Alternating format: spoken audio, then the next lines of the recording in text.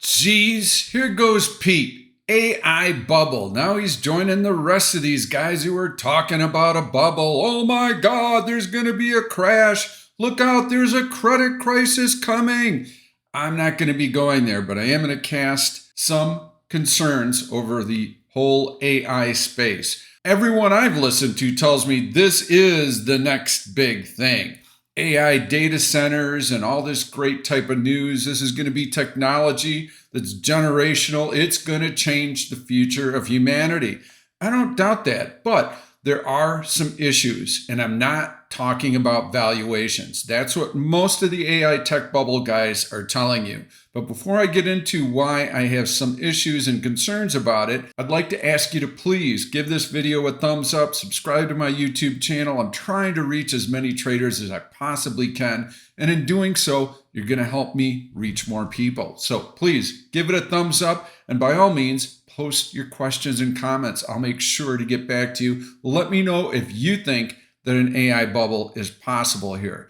So what are my concerns? If you take a look at what's involved in terms of developing these AI data centers, it's pretty incredible. They have to be power plants first and foremost. Then they have to have all the water treatment for all of the cooling. They have to have the networking. And then, most importantly, and the biggest expense to the data centers is the chips. They have to have the chips. Okay, so what's the big deal? The big deal from my perspective is that China controls 95% of the supply of the world's rare earth minerals, and they are essential in chip development. And the US knows this, and the US also knows that we don't have rare earth mineral sources that we can use. Even if there are sources, again, 95% of it gets refined in China. So they have leverage. They have a very strong strategic position.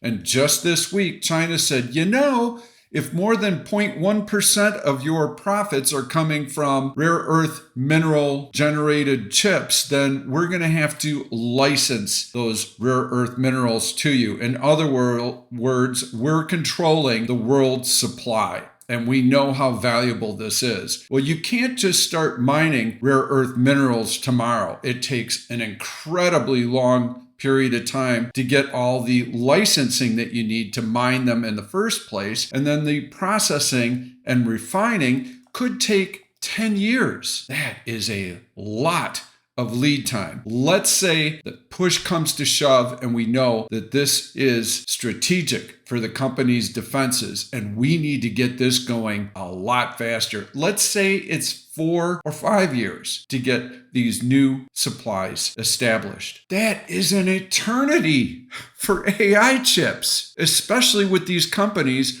running up so quickly in value. I believe that this rare earth mineral issue with China right now could really have a huge longer term impact on how well the world is able to develop these chips. And what emboldened China to do this anyway? Because back about 6 months ago or so, they were already holding rare earth minerals in hostage. But what they did was they said, hey, listen, if you're willing to give us the latest and greatest NVIDIA chips, well, then maybe we can work out a deal here. Of course, all they want to do is to copy our technology, and we don't want to give that to them. But they feel that their chip designs, Huawei in particular, have come far enough to where their AI chips, maybe they're a year behind us, maybe they're 2 years behind us, but not dramatically. If they control these rare earth minerals, they're going to control how many chips we can even produce. And so that's their end game. And Trump has tried to show how much leverage the United States has in its trade conversations with China. Well, China's fighting back. And they're saying, hey, wait a minute. We have something that the entire world needs. I'm going to give you a day trade that I think will work out well on the short side, and I'm going to explain why. But primarily, and this is such a huge focus, I'm going to tell you why this is the first shot across the bow, but the market is going to try and recover, and I'm going to tell you why. And you can see this long red candle off of a relative high. Okay, that's what happened on Friday. That was a big market sell-off. Don't worry, take a deep breath. Everything's going to be fine, and I'll explain why in just a minute. Could this be a warning shot that leads to further selling? Yes, but we're going to get a bounce in here, and I'm going to explain how to trade that and the types of trades that I'll be watching for. First, let's take a look. RBLK, that was a stock that I highlighted on Sunday. Let's see how it's done. RKLB, Rocket Lab. And you can see back in here is where the video came out, and I was able to sell the 55 puts, I believe, for $2.50 on the notion that I would be buying the stock way down here at the $52.50 level, which is right where that breakout was. Would I like to have a second chance to buy the stock right here? Yes, I would. Okay, well, if I sell those $55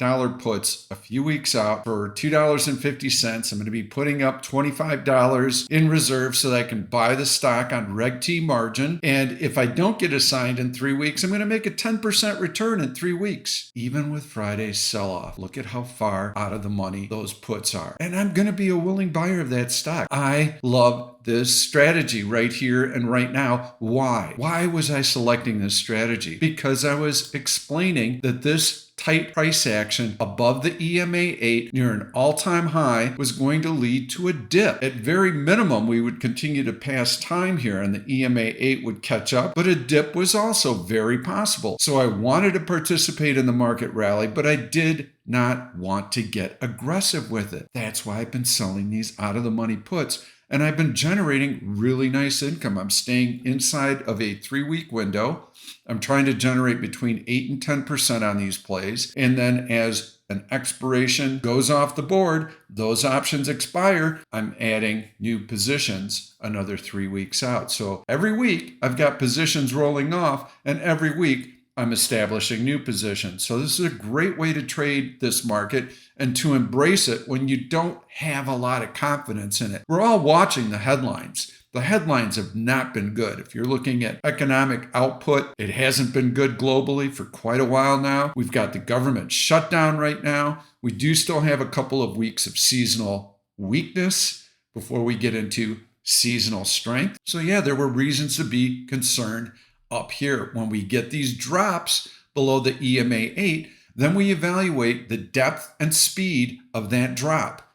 And then that tells us when we can expect support. If the dip is brief and shallow, only lasts a couple of days, like in here, well, then we know buyers are still engaged and that the market's going to recover and it's going to move higher. And that's our opportunity. If the drop is more prolonged and it's deeper than we've seen, then we also suspect that that rebound is going to take longer to recover as well. And how quickly we can race back to that high is going to tell us if we should expect a lower high double top or if perhaps we break out and make a new high. I think we're going to struggle to recover from this, and I still think we've got a little bit more downside. If I take a look at similar instances when we've had long red candles like this off of a new all-time high, then I can gauge if there's going to be any follow-through selling. And in some cases, we see nice sustained selling. In some cases, we don't, and the market bounces right back. So let's zoom out a little bit. Let's take a look at what we've got. As always, you just want to take a deep breath. Hey, something kind of nasty happened today. Has it happened before? Well, what's happened when we get a nasty sell-off like this? So if we look for these long red candles, we can go back. Let's go back in here because this is kind of an interesting moment. Okay, so let's get the context. You always have to get the context for the move. Market rallies. Okay, nothing in here. Ooh, wow, that's a nice long red candle. We had a compression at the all-time high.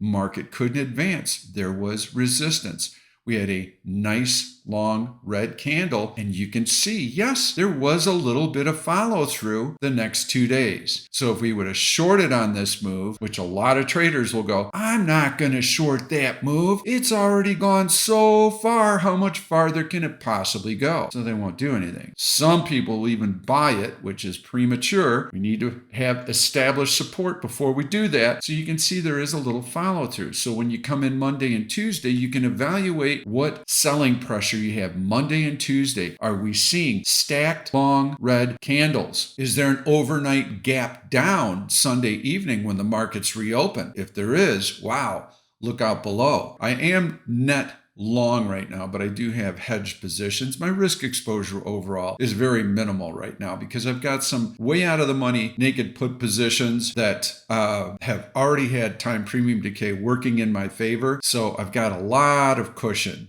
And I've got a small hedge on right now, so I'm protected. I'm not worried about what happens over the weekend. So if I come in Monday and I see a gap down, okay, well, this move could actually accelerate. We could have more downside. I'll be looking for nice long red candles, consecutive red candles. That tells me sellers are firmly in control and that we can expect lower prices. If I come in Monday and I see choppy green and red mixed candles, really not a lot of movement, and the market finds support like it did right here, we're going to get a bounce. Okay? Why are we going to get a bounce? Well, in this particular case, you can see that this is the first real decent drop. We had a decent drop back in here. This is kind of choppy price action in here where the market is moving higher, market is trending higher. We know that buyers have been in control because the trend is up. It hasn't been straight up. It hasn't been nice, tight, and orderly, which tells us that buyers were not quite as organized. They didn't have quite as much control because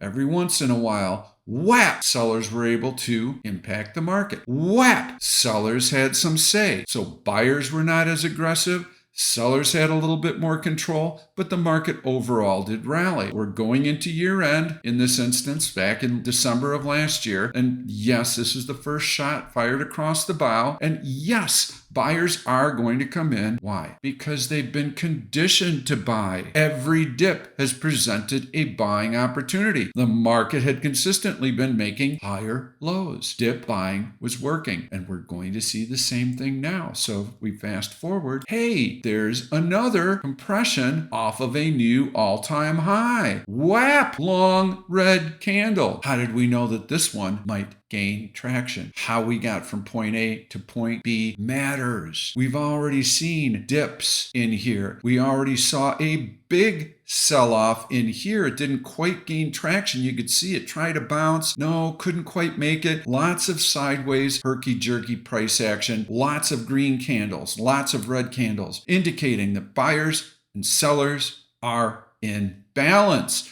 Nobody has control. So the next time, and you make this marginal little new high. So they tried and they tried and they tried to get through that resistance into year-end strength, couldn't do it. So here we are in February and we get this long red candle. Okay, this is a time to be concerned. So let's keep looking and see if we've got any other instances. Hey, here's one. You can see tiny compression, new all-time high, long red candle. What happened on Monday? Yep, we got follow through. And in this particular case, we had follow through on a gap down. So yes, you did have an opportunity after a day like today to make some money on Monday because there was some follow through, but you can see that the market quickly snapped that up. And our clue in this instance that we might not see a lot of sustained selling is this nice orderly price action to the upside. And if we take a look at the entire rally that we've had, these tiny little dips have been scooped up immediately. Buyers have been the aggressors. Doesn't matter why. Okay, the headlines have been super negative. Doesn't matter. What matters is that buyers have been aggressive and that they have been scooping all of these dips up. And they're going to continue to scoop these dips up until they try to rally this market back and it can't make a new high and sellers impose their will and show that they have the upper hand.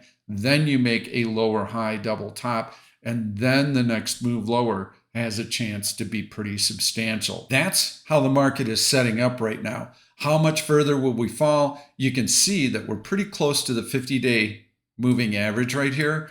So watch that on Monday. That's going to be critical. Are we going to test it? Yeah, I'd almost say for sure we're going to test it because we're so close to it. It acts like a magnet. So we should see some follow-through selling on Monday. And this news is pretty heavy. If you consider all the tariffs and the trade negotiations and everything that's been going on this year, the big sell-off that we saw right in here was when Trump started to rattle his sabers. Oh my God, this is going to be awful. He's going to impose all these massive tariffs on everyone. And then when you look at what the start of the rally was in here when we were trying to get through these major moving averages after this bounce, you know what that day was right there?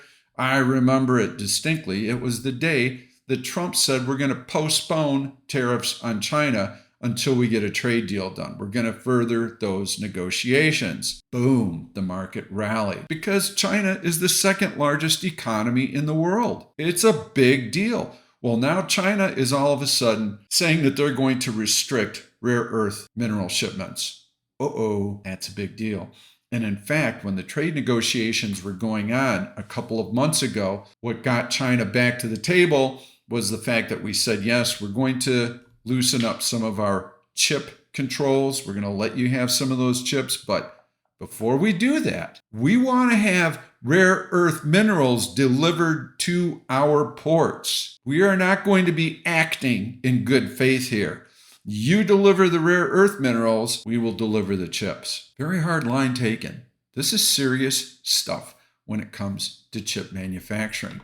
And rare earth minerals are used in a lot of different products, especially technology, defense. So yes, this is a significant development. And because it's so important, it is definitely going to put the US and China at odds. Trump is going to take a hard line with this. We'll start to see some rhetoric next week about China. They were supposed to meet. Xi was supposed to meet with Trump, I believe, a week ago or 2 weeks ago, and that got canceled. And they were supposed to meet again. And he's like, well, what's the point? There is no point because now you're talking about restricting rare earth minerals. So no, all trade talks could be off. Plus we got the government shutdown looming. So we don't have any economic data right now.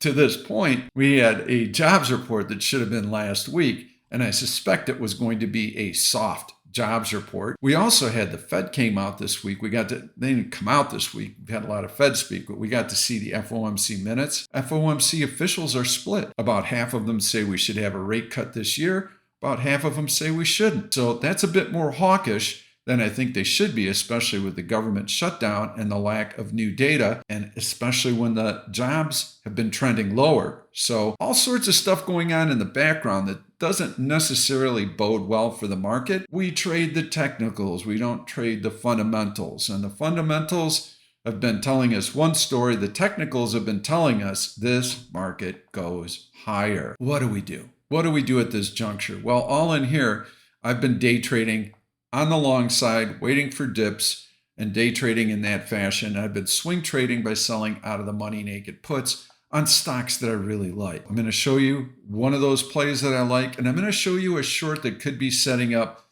Monday and Tuesday next week. Bring up the chart. It got hammered hard today, even before all of this news, and it was Qualcomm, and you can see how Qualcomm's been pulling back a little bit. So mind you, the big sell-off today in the market, it didn't come for about an hour or so after the open. Tiny compressed candles, not much going on. And then all of a sudden we get this long candle. As soon as I saw that, I was like, okay, this is news. Something just went down.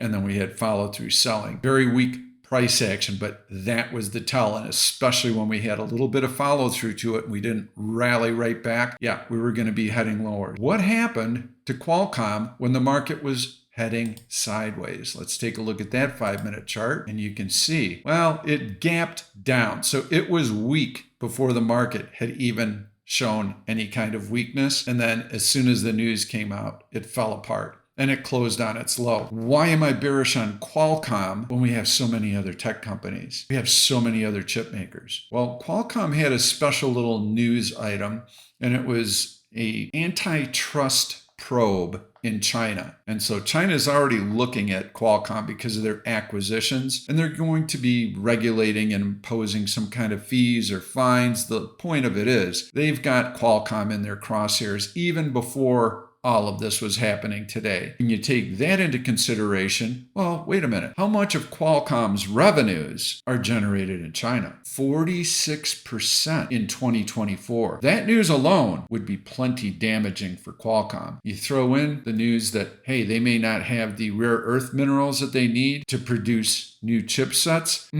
Okay. You can see the volume was very heavy and the selling pressure was sustained all day. You can see how the stock was relatively weak and it did not even bounce when the market bounced in here. Stock just continued to drift lower at best. The best it could do is it compressed. So yes, I would be looking for Qualcomm for a day trading short. My ideal setup for this would be a bounce of any kind on Monday that instantly gets squashed, because that's going to give me a good entry point. What I would prefer not to have, well, I do actually have a short position on in Qualcomm, so I would prefer a big overnight gap down because I'd probably take profits on that. But if I were looking to initiate a day trade, what I would not want is a big gap down that I have to chase. Keep that in mind. Don't chase a big gap down. If you get the stock opening flat and then it starts to exhibit some relative weakness, I think it's going to be a nice day trading short. The other shorts that you can look at on a short-term basis, okay? I'm talking day trading. I'm not talking about swing trading, because ultimately I believe that the market is going to bounce in here. It's going to make an attempt to get back to the high sometime in the next 2 months. And it could take a little while to do that, but there are going to be some opportunities. It could happen very quickly. We won't know until we see the price action next week. In addition to Qualcomm, the stocks that have been very weak recently have been consumer stocks. Anything big ticket item, cars, for instance, leisure trips, just consumer stocks in general, home builders. So yes, big ticket items. The consumer has been pulling back their purchases. They've been postponing them. And we see that in consumer sentiment and consumer confidence. So I believe that that is going to continue to be a good theme for shorting. So if Qualcomm doesn't work out and you're a day trader and you're looking to short some stocks, those are some of the sectors that I'd be looking at. But don't take your eye off the ball, because ultimately, whatever selling pressure we've got, and who knows what could come out over the weekend, maybe this is a ploy on China's part to say, hey, US, screw you. You think you hold all the cards? We hold all the cards. The future is AI. AI is nothing without chips. You want to build cars, you want to build computers, you want to build jet airplanes, you need chips for that. You need rare earth minerals. And guess who controls 95% of the global supply? We do. Now we're going to impose our will, and we're going to show you what our demands are. We're going to control the negotiations. Okay, well, that could very well happen. And maybe everything settles down next week and the market starts to find support, and then it rallies back once that news is discounted. So let's go into the daily chart, let the market come in, and let the market find support. I'm looking for stocks that I want to sell out of the money naked puts on. We had a nice big drop on Friday. Does that mean that Monday I have to come in and execute this trade right out of the gate? No. This is a trade that I like, setting up well, and this company doesn't need no stinking rare earth minerals. It is a software company. PATH is the stock that I like. And if we look at the D1 chart, you can see this is an awesome breakout. You can see that price, that high right there, is about $15 or so. So the stock tries to get through that $15 level, pulls back, tries to get through that $15 level, and yes, here we go. And it's happening on what? Heavy volume. Heavy volume tells us institutions are in there buying. They like prospects for this company. But I don't have to go chasing it. I can wait for the stock to come in. And in fact, what I'd like to do is, just as I explained earlier, I'd like to sell some puts on this stock. Well, which puts would I like to sell? How far out in time am I going to go? What kind of premium do I want to collect? I'm looking to generate about 8 to 10% in a 3-week period of time. So, and that's based on holding half of the strike price in reserve. Well, why do you hold half the strike price in reserve, Pete? The exchange minimum margin requirement is only 20% of the strike price, and I could sell a lot more of these. That's how you get into trouble, because you can't afford to buy the stock. And when the stock comes in below that short strike price, you have to buy those back for a loss, because you can't afford to buy the stock. When you can afford to buy the stock, there's such calm in the approach, because you know worst case scenario is I'm going to buy a really powerful stock that has broken out on heavy volume that I know has institutional interest, long-term institutional interest. You don't get breakouts like this from day traders. This is long-term money in there buying it. And we can go in and take a look at the 5-minute chart. So it had nice steady decline today. Again, the market sold off pretty hard. And you can see in here, you had a gap up and the stock really put in some nice upward momentum, closing on its high on what? On really heavy volume. So what did we get on this drop today? On a relative basis, very light volume. Okay, so buyers just said, I'm not going to be as aggressive buying it because I got the market falling apart. And the sellers were like, yeah, I could take a little bit of profit, but this is the tell. The buyers were the aggressors yesterday, and they came in buying with both hands. The selling today, more of a buyer's boycott than actual hard selling pressure. Plus, you had a 150-point drop today in the S&P 500, or more than that, excuse me. But in any event, what did the stock do? It held the opening price from yesterday. This stock is strong. Look at that. Green line above zero. Relative strength. That tells us institutions want to own this stock. This is your pick of the week. How would I approach it? The $16 puts were trading around 75 cents, 80 cents actually. I think they were bid at 80 cents. Well, if I put half of the strike price up, and these were the October 31st expiration date. If I put half of the strike price up, so $16 divided by 2 is $8. If I bring in 80 cents divided by $8 is a 10% return in less than 3 weeks. But let's call it 3 weeks. That's a huge return. Well, what's my downside risk? Well, I would be owning the stock at $15.20. Well, where does $15.20 put me? Let's see what that high was. Right in here. That's $15.26. So right in here, before this big breakout, this is where I would be owning the stock. Am I comfortable owning the stock back here where it was before the big breakout? Yes, I am. But why? How can you be so confident of the volume? Institutions are in there buying this stock. It's a software company. Prospects are really good. Do these long-term investors care that there's a rare earth mineral squabble between China and the US right now? Not really. They don't need rare earth minerals, okay? So it's not a real big deal for this company. That's why I feel comfortable doing this trade. And if I get a sign, I'm okay owning it at $15.20. So again, let me impress this point. You don't have to rush in and do this trade the first thing Monday morning, okay? What would I like to see out of this stock that tells me that this is going to be a good trade? See this low right here? Gap up and it closed near the high. That opening price right there and the low from Thursday,